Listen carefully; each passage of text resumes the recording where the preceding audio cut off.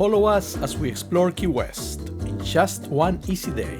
Let's walk under blooming trees, have a mojito with a sunset view, find the perfect beach, and splurge a little on a great restaurant. These are the Florida Keys. This is Trailblazing Adventures. Key West works best the longer you stay, but even in a single day, you'll catch its soul.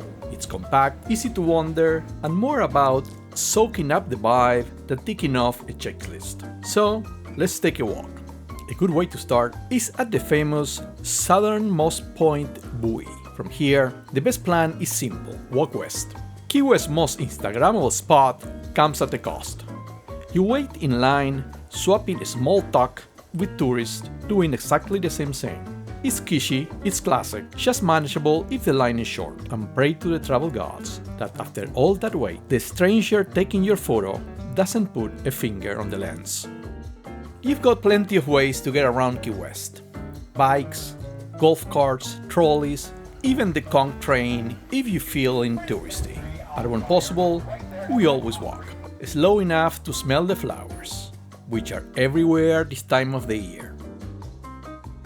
Royal poinciana trees blazing orange overhead, bougainvillea that spills over fences, and the chickens. More roosters than hens, for reasons I still don't fully understand, but here they are, owning the sidewalks while they roam wherever they please.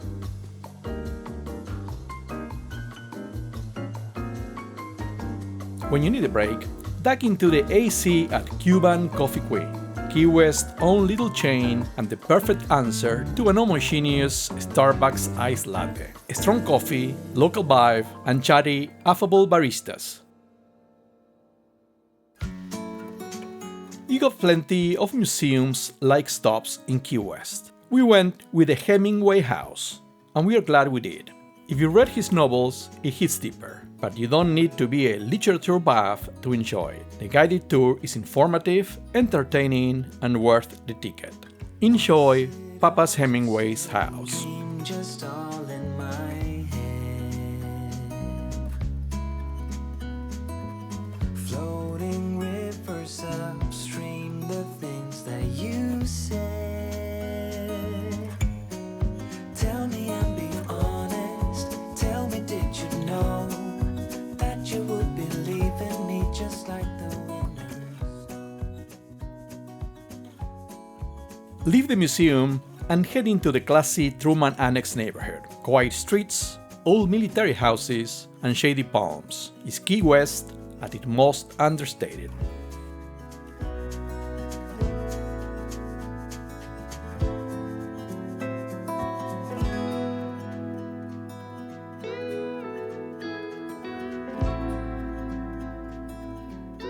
And you reach the little White House, back to a time when understated elegance was once very presidential.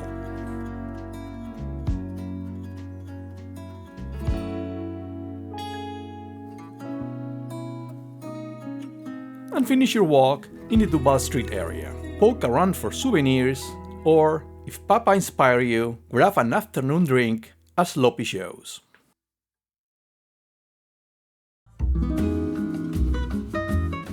In Key West, we stayed at the Margaritaville Resort. We have a full review here on YouTube if you're curious. Next door is Smathers Beach, arguably the finest stretch of sand on the island. Palm trees, a swim on crystal clear waters, with us unrecoverable beach palms love.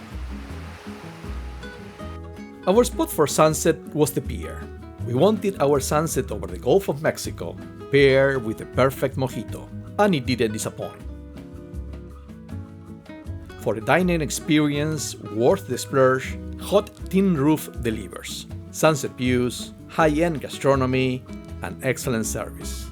We highly recommend it. As always, an honest and not a sponsored opinion.